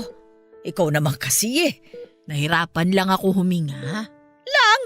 Mona, sa edad natin, delikado na yon. Eh bakit? Bata pa naman tayo hindi ba Atong? Ha? O isa ka pa, bakit ganyan din ang mata mo? Pati ba ikaw umiyak rin? Paano ba namang hindi? Eh hindi ka makahinga kanina. Kasalanan ko. Oy, bakit mo naging kasalanan? Tinakpan mo ba ang ilong ko kaya nahirapan akong huminga? Ayan ka na naman sa biro mo eh. Ay bakit mo kasi sinisisi ang sarili mo? Wala kang kasalanan. Masaya nga ako sa pagtupad mo sa unang hiling ko eh. Yun na lang muna. Anong ibig mong sabihin? Kailangan mo na mas mahabang pahinga. Okay lang ako. Mona, hindi ka na pwedeng mapagod. Hindi naman ako napagod. Masyado lang akong naging excited. Kaya nagkaganon. Pero pangako, hindi na ako mae-excite para hindi na sumikip ang dibdib ko. Mona, oobserba muna ng mga doktor ang kalagayan mo. Kalagayan ko? Maayos naman ako ah. Hindi bale, sa mga susunod na araw tsaka natin pagdesisyonan ng mga gagawin. Anong ibig mong sabihin? Hindi mo na natin itutuloy yung mga hiling mo. Pero nangako ka, natutuparin yun. Mona, hindi mo na siguro agad-agad. Bakit? Hindi natin masasabi ang mangyayari sa mga susunod na araw. Paano kung mawala na ako? Mona! Mahiwaga ang buhay. Hindi natin alam kung kailan tayo mawawala. Mona, hindi maganda yung sinasabi mo. Sige, kung yan ang gusto nyo, hindi ko naman kayo mapipilit. Pero hayaan nyo akong gawin ang gusto ko. Mona! Hindi sasama ang loob ko sa inyo. Pangako yan. Mona naman eh. Ano nga ulit ba yung pangalawang hiling mo? Camping. Camping? Mona, mas nakakapagod yun. Pwede bang iba na lang? Ay hindi, yun ang pangalawa sa listahan ko eh. Ang ulitin natin yung pagkakamping sa bundok. Baka naman pwedeng sa bakuran na lang tayo mag-camping. Sa likod ng bahay. Oo, camping pa din naman yun. Magtatayo tayo ng tent. Oo nga, gagawin natin ang ginagawa sa camping. Pero doon na lang sa may bakuran. Para naman nating niloko ang mga sarili natin noon. Pero kasi Mona. O siya, kung ayaw nyo talaga, kalimutan na lang. Salamat. Isip ka na lang na iba pang hiling. Di na, ayos na ako. Kalimutan na lang natin ang usapang to. Mona, huwag ka sanang magagalit ha.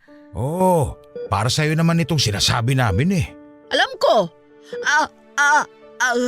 Ang dibdib ko. Mona, ano bang nangyayari? Wala. Hayaan nyo na lang ako. Sandali, tatawagin ko ang doktor. Wag na. Hayaan nyo na lang ako. Mona! Gumaling ka lang. Itutuloy natin ang camping. Talaga? Yay! Ano ka ba? Huminahon ka. Yang dibdib mo. Wala na akong nararamdaman. Okay na ako. Ha? Sigurado ka? Oo. Umarte lang ako. Isang, walang bawian ha. Itutuloy natin ang camping. Oo na, sige na. Huwag mo nang uulitin yon ha? Ang alin? Hindi magandang biro yung sumasakit ang dibdib. Naku, si Lolo naman uminit agad ang ulo. Sabi mo hindi ka na masyadong ma-excite. Oo nga pala, ang pangako ay pangako. Kaya yung pangako mo rin ha? Oo na nga.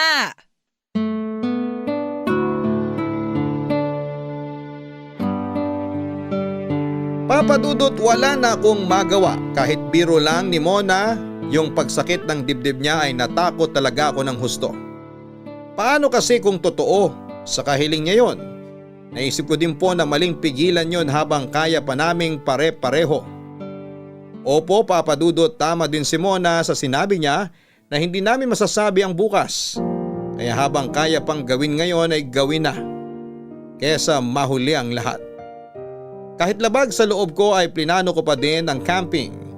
Pero sa pagkakataon na yon ay katulong ko na si Atong sa pagpaplano. Siya ang kumausap ng mga medic na kunwari ay nagka-camping malapit sa amin.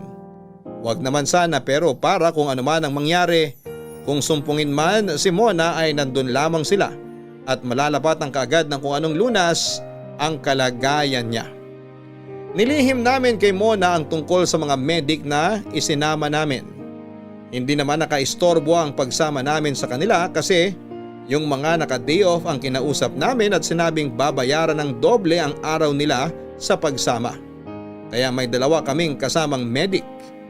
Noong nandun na kami ay nagtayo kami ng tent, gumawa ng lutuan gamit ang malaking bato.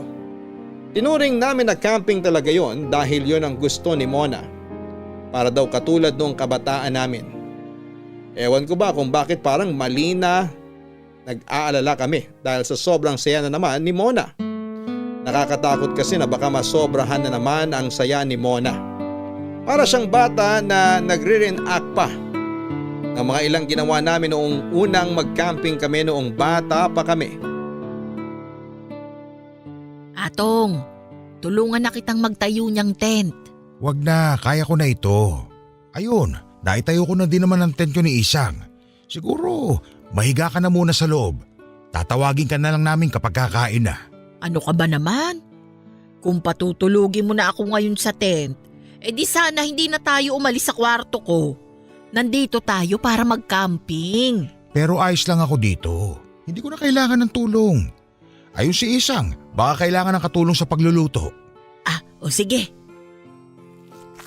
Isang, anong maitutulong ko? Ayos na, naisalang ko na. Hintayin na lang nating maluto. Wala na akong maitutulong. Wala na, ayos na lahat. Mabuti pa magsibak na lang ako ng panggatong. Wag! Wow! Bukod sa sabay kayo, pasigaw pa talaga ha? Mabuti pa magkwentuhan na lang tayo habang hinihintay maluto yung pagkain. Mabuti pa nga. Tapos na rin ako doon sa tent eh. Ang saya-saya, no? Oh, wag masyado ha, yung pangako mo. Oo, hindi ko nakakalimutan yon, Lola. Malaki na rin yung ipinagbago nitong lugar, ano? Oo, maski ako nanibago. Kasi ang tagal ko nang hindi nakakapunta dito. Kailan nga ba tayo huling nandito at nag-camping? 1969 ba o 1970? 1970. Naalala ko na. Kasi 18 na ako noon kaya pinayagan na ako mag-camping. Ang tagal na pala. Babalik pa sana tayo dito. Kaso biglang naging abala na si Isang noon, kaya hindi na natuloy. Kaya nga gusto kong matuloy na uli. Kasi baka mamaya, may aalis na naman. Ay nako, ayoko na ng usapang aalis. Kung iisipin, ang saya natin noon, no? Parang ganun pa rin naman ngayon. Kami ni Isang nasa isang tent noon. Ikaw kasama mo sa tent si Leroy. Oo nga, si Leroy. Bakit ba hindi natin siya kinontak? Isang, wala na si Leroy. 20 taon na nung mawala siya. Ay naku, pasensya na't hindi ko naman alam. Ayos lang. Huli na rin kasi nung malaman namin. Sa Maynila na siya binawian ng buhay. Naibalita lang ng kamag-anak niya dito. Nito lang din sa akin na ikwento kaya hindi ko pa nasabi sa iyo. Pero kung nandito si Leroy, naku, isa sa makulit yun. Ay sino ba yung isa? Si Atong. Ay sandali, oy! Tumatawa ka na naman. Si Lola talaga? Tipid ko na nga sa tawa ko eh. Ay naku, palusot ka pa. Nakakatuwa kayong magkaibigan. Namiss ko ring makitang mainis si Isang eh. Kaya pala madalas mo kung iniinis. Medyo. Teka, maalala ko, hindi natin naituloy yung kwentuhan natin. Bakit nga ba hindi ka nagkaroon ng kasintahan o nag-asawa sa Amerika? Wala walang pagkakataon. Wala ka bang nagustuhan sa Amerika? Wala nga sa kanilang hinahanap ko. Ano bang hinahanap mo sa isang lalaki? Hinahanap ko pa nga Akala mo ikaw lang ang magaling mag-joke ha? Uy, sandali mo na. Baka masobra ka na naman sa saya, ha? Naku, ang hirap ng may kasamang lolo at lola. Ay, iba na lamang ang pag-usapan natin. Mabuti pa nga. Pag-usapan natin si Leroy. Ano bang ikinamatay niya? Ay, wag na lang yan. Ayokong pag-usapan ng kamatayan. Hindi natin dapat iniiwasan ang usapan tungkol sa kamatayan. Kahit na, ayoko pa rin. Isang, dapat nating tanggapin na lahat naman tayo'y papunta doon. Ayoko na sabi ng usapan na yan Si Mildred pala, umuwi yung anak dito? Oo nga raw. Bakit anak niya lang? Hindi kasama si Mildred? Oh, kumusta na kaya yun Kasama ng anak niya si Mildred. Ay, ganun ba? Abay, dalawin natin minsan. Kasama si Mildred, pero abo na lang. Wala na rin si Mildred. Hindi na lang daw nagising isang araw. Ay, Diyos ko. Sinasabi ko sa inyo, ayokong i-cremate pag ako ang nawala ha? Mona! Alam nyo, mabuti pa kumain na tayo. Luto na yata ang pagkain. Papadudot na patahimik kami ni Atong sa mga sinabi ni Mona. Nung nakita niyang wala na kaming imik ay siya na din ang bumasag sa katahimikan. Bigla siyang sumigaw ng kantahan na.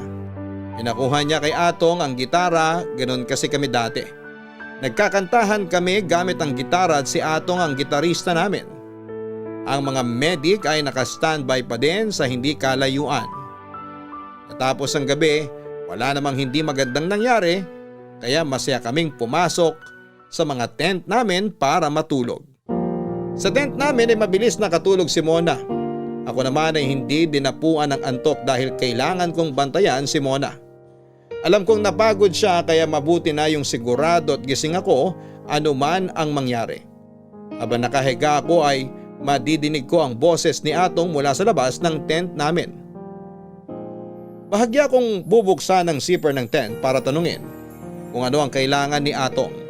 Sinabihan ako ni Atong na matulog na raw ako at siya na ang magbabantay sa labas ng tent namin. Sinabi pa sa akin ni Atong na gigisingin na lang daw niya ako pag inaantok na siya para relyebo kaming magbabantay kay Mona. Umayag na lamang ako sa sinabi ni Atong. Pinilit kong makatulog para may lakas ako kapag ako na ang kailangang magbantay. Pero laking gulat ko papadudot nang tumama na sa mata ko ang liwanag ng araw. Umaga na pala. Hindi ako ginising ni Atong nang silipin ko siya sa labas ay nakita kong nagiinit na ito ng tubig para sa kape at nakapagluto na siya ng almusal. Kinausap ko sandali si Atong para tanungin kung bakit hindi ako ginising. Pero sinabi lang niya na ayos lang daw. Handa na raw ang almusal at pwede na kaming kumain. Kaya ginising ko si Mona pero ayaw magising ni Mona.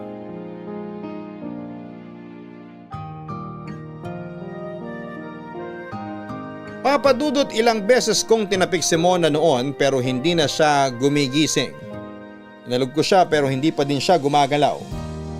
Naisigaw ko ang pangalan niya at hihiyaw na sana ako para tawagin ang mga medic nang biglang magsalita si Mona.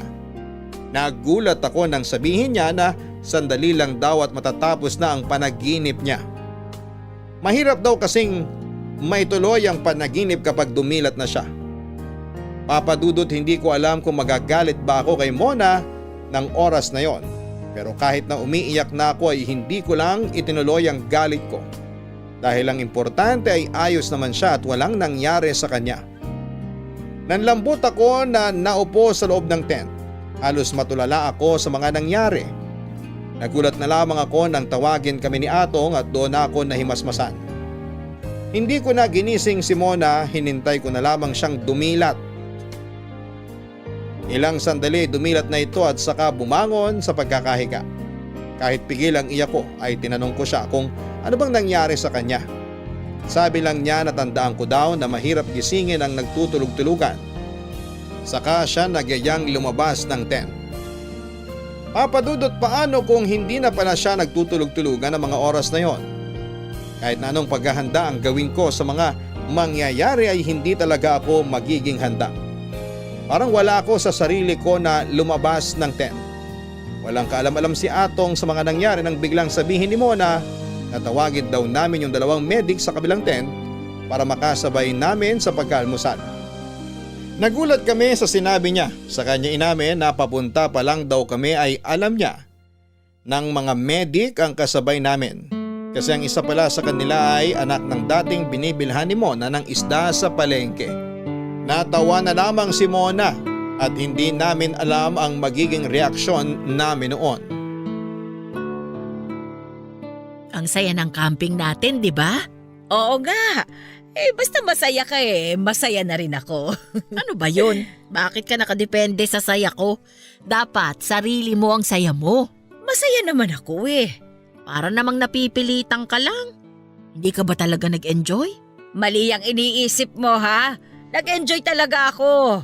Masaya ako at nabalikan natin ulit yung ganon. Kaya nga lang Kaya lang ano? Ha? Kaya lang kasi nakakapagod. Hindi ka ba napapagod? Napagod syempre. Parang dati napagod ako. Pero masaya. Ay, salamat naman kung ganon. Ano ba? Ako ang dapat magpasalamat sa pagtupad mo sa kahilingan ko. Nagtulong kami ni Atong na maisagawa yung camping. Walang pagbabago si Atong. Dati siya din ang nagtayo ng 2 tent. Tapos tumulong ako. Kaso yung camping natin kahapon, ayaw niyo akong patulungin. Ayos lang yun. Para madami ka pang lakas para sa buong araw. Kita mo naman, hindi sumikip ang dibdib mo kasi marami ka pang enerhiya. Oo nga. Oh, nangyari na yung 2 hiling mo. Ano ba yung pangatlo? Sana naman hindi mahirap yan ha. Naku, napakadali lang nung pangatlo. Ano ba yun? Mamaya na. Sus Mariusep, pa-suspense pa. Ay basta, mamaya ko nasasabihin. O ay siya, sige bahala ka. May kailangan ka pa ba? Wala na. Oh, lalabas na muna ako sa kusina ha. Tutulong muna ako kay Namina para sa pag-aayos ng mga ihahanda bukas. Sige, mamaya lalabas ako doon. Naku, wag na. Kaya na namin yun. Magpahinga ka na muna dyan. Tandaan mo, mas madaming pahinga, mas maraming enerhiya. Sige na nga, inutupa ako. Loka-loka. O siya, sige na. Lalabas na muna ako ha. Isang, Ay Atong, nandyan si Mona sa loob. Dito lang ako sa kusina ha. sige, sisilipin ko lang si Mona sa loob. Okay, sige. Mona, Atong, tuloy ka. kamusta ka? Eto, kitang-kita naman. Mabuting mabuti. Salamat naman. Mabuti, pumunta ka. May sasabihin ako sa'yo. Ano yon? Natatandaan mo ba yung sayaw nyo ni Isang dati? Alin doon? Anong alin doon? Isang beses lang naman kayo nagsayaw. Oo nga, bakit ba? Mag-practice ka uli ng sayaw na yon. Ano bang papraktisin doon? Ang mangyayari lang naman hahawak ako sa bewang niya at ang isang kamay ko nakahawak sa kamay niya at ang isang kamay naman niya nakahawak naman sa balikat ko. Tapos ugoy-ugoy lang. Teka, bakit ba? Ay basta. Anong basta?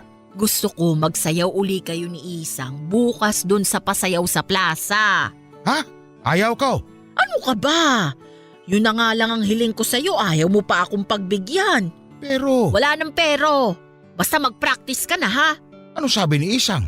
Ay hindi pa niya alam. Hindi pa. Di ba kausap mo siya kanina?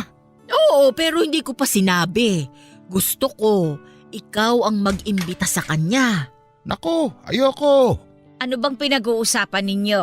Nakakaistorbo ba ako? Ay naku, hindi. May sasabihin lang daw sa'yo si Atong. Oh, ano ba yon? Sabihin mo na. Isang kasi, yayayain sana kitang sumayaw sa plaza bukas ng gabi. Ha? Ay naku, ayoko. Ang tagal ko nang hindi nagsasayaw. Isang, pagbigyan mo na si Atong. Yun na rin kasi yung ikatlong kahilingan ko Ha? Sige na. Oy, siya. Oh, siya, sige. Payag na ako. Yay! Mona! Mona!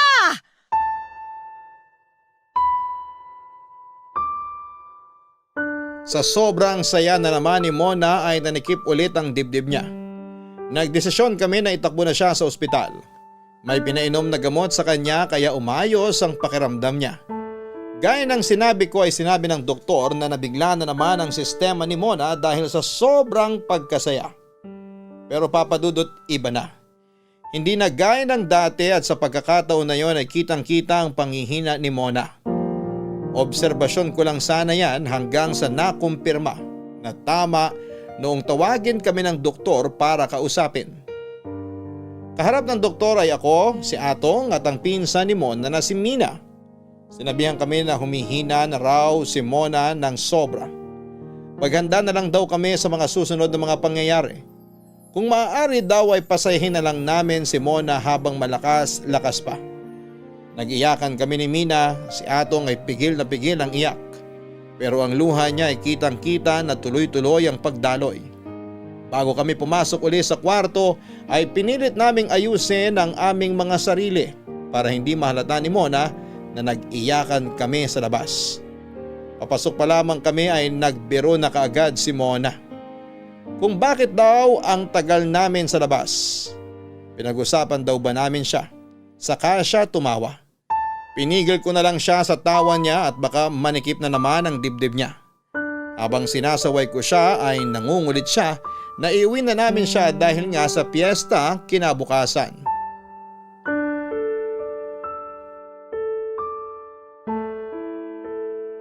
Isang, Mona, Naistorbo ba kita?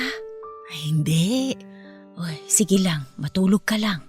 Ayos na ako. May gusto ka ba? Tubig? Mamaya na lang.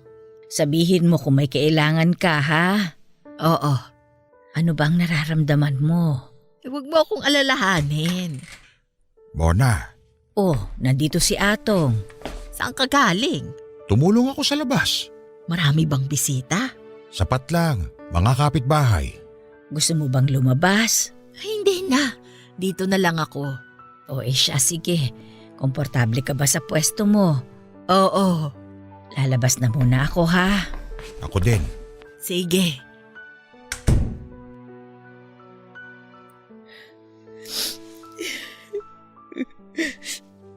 Hindi ko na kaya. Lakasan mo ang loob mo. Hindi tayo dapat magpakita ng kahinaan. Basta maging normal pa rin tayo. Huwag tayo magpakita ng lungkot. Oo. Sige na, magbihis ka na. Ako na munang bahala kay Mona. Total, mabilis lang ako makakapagbihis. Ay, sige. Sandali lang ako. Papasok na uli ako sa kwarto ni Mona. Sige. Mona, O Atong, nasaan si Isang? may inasikaso lang. Sayang ano? Bakit? Hindi ko mapapanood yung sayaw nyo ni Isang mamaya. Bakit naman? Sorry ha. Pero medyo hindi ko yata kayang tumayo eh. Huwag mong puwersahin ang sarili mo. Kahit puwersahin ko, hindi ko talaga kaya eh. Sige, mahiga ka na lang dyan at magpahinga. Malay mo mamaya, malakas ka na. Sana nga. Oo naman, lalakas ka ulit. Pero kahit hindi ko mapanood ang sayaw nyo, masaya pa rin ako. Kasi alam kong natupad ang kahilingan ko. Hindi kami papayag na hindi mo mapanood. Kasi para sa'yo nga yung sayaw namin. Kaya magpalakas ka. Sana nga. Kaso, kulang na sa oras eh. Maya-maya lang magsisimula na ang pasayaw sa plaza. Manalig ka. Mapapanood mo kami. Salamat. Nandito na ako. Aba, napakaganda naman ang kaibigan ko. O Atong, nakabihis na ang partner mo. Magbihis ka na din. Oo nga. Sandali lang ha. Bagay sa'yo ang suot mo. Salamat, ha? Ano, kaya mo bang magbihis? Ha? Kaya naman. Pero hindi ko kayang lumabas. Ayos lang, basta magbihis ka rin para pareho tayo.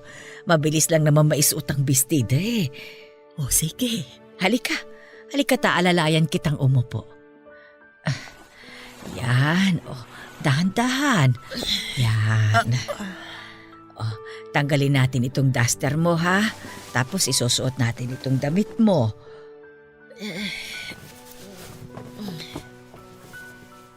Pansinin mo, pareho tayo. Magkaiba lang ang kulay. Oo nga. Parang noong araw. Ayan. Aayusin ko lang itong buhok mo, ha? Salamat. Handa na ba kayo? Oo. O sige. Basta mag-ingat kayo ha. O Atong, bakit mo ipinasok yung ponograpo?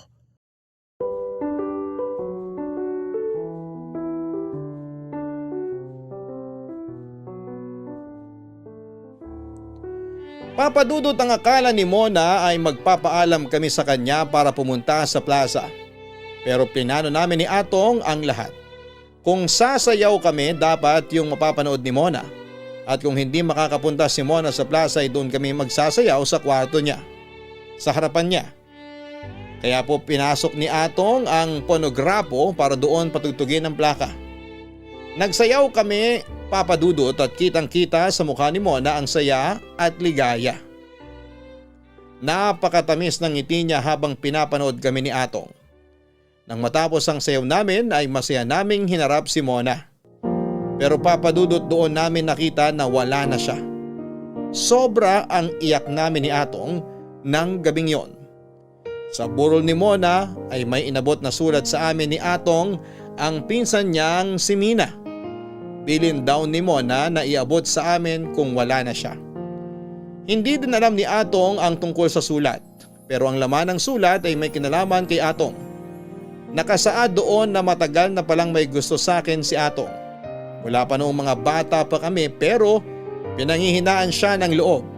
Kahit anong pilit sa kanya ni Mona, nakausapin ako tungkol sa nararamdaman niya ay sinasabi ni Atong na sasabihin niya daw sa akin kapag nagkaroon siya ng lakas ng loob. Kaso hindi dumating ang hinihintay niyang pagkakataon na bisitahin ng lakas ng loob hanggang sa makaalis na nga ako papunta sa Amerika. Noong makaalis na ako ay sinabi ni Atong kay Mona na sasabihin na lang niya sa akin kung sakaling bumalik ako ng Pilipinas. Yun nga lang ay mahigit 4 na dekada akong nandun at napauwi na nga lang dahil kay Mona. Papa Dudut, may gusto rin ako kay Atong noon pero hindi ko na lang pinansin ang nararamdaman ko sa pag-aakalang nagkakagustuhan sila ni Mona. Mali pala ang aking akala dahil matalik na magkaibigan lang din pala ang tinginan ng dalawa. Pag uwi ko dito sa Pilipinas ay nahiya naman daw si Atong na magsalita dahil nailang siya sa tagal nang hindi kami nagkikita ng harapan. Hindi sinabi ni Mona ang lahat sa akin dahil sa pangako niya kay Atong, nahahayaan niya ito na siya ang umamin sa akin ng diretsyo. Sa harap ng bangkay ni Mona ay inamin namin sa kaibigan namin ang pagmamahalan namin. 2 taon na kaming magkarelasyon ngayon, Papa Dudut, at masaya naman kami kahit na ilang dekada pa ang nasayang na hindi namin naamin sa isa't isa ang nararamdaman namin. Pero babawi kami, yan ang pangako namin kay Mona. Papa Dudut, nagpapasalamat ako sa inyo at nabigyan mo ng pagkakataon na maibahagi ko ang kwento namin sa Barangay Love Stories. Isang biyaya sa katulad ko ang mapaunlakan ng Barangay LS 97.1. Ang inyong forever kapuso at kabarangay, Isang. May mga taong matiisin at kayang hintay na lamang kung kailan mangyayari ang ninanais. Sa buhay nga nila Isang, Mona at Atong ay ilang dekada ang hinintay para lang masiwalat ang matagal ng dapat na nalaman ng isa't isa. Bagamat maganda ang kinalabasan ay ang tagal pa din nilang hinintay. Huwag mo na sanang hintayin pa na panahon pa ang magsabi kung kailan dapat isiwalat ang tinatago. Pwedeng sabihin na habang maaga pa. Kung ano man ang kalabasan ay mabuti pa rin na nalaman mo kaagad-agad. Paano kung sa tagal mong naghintay ay hindi pala ayon sa ninanais mo ang maging katapusan? Baka mas masakit pa ang maramdaman kaysa sa inalam mo na ng agaran. Hanggang sa muli, ako po ang inyong si Papa Dudut sa mga kwento ng pag-ibig, buhay at pag-asa sa Barangay Love Stories number 1. Sabay-sabay nating pakinggan ang iyong kwento ng pag-ibig, buhay at pag-asa. Ipadala lang sa barangaylovestories@yahoo.com. Nagustuhan ng iyong napakinggan? Ituloy yan via live stream sa www.gmanetwork.com/radio.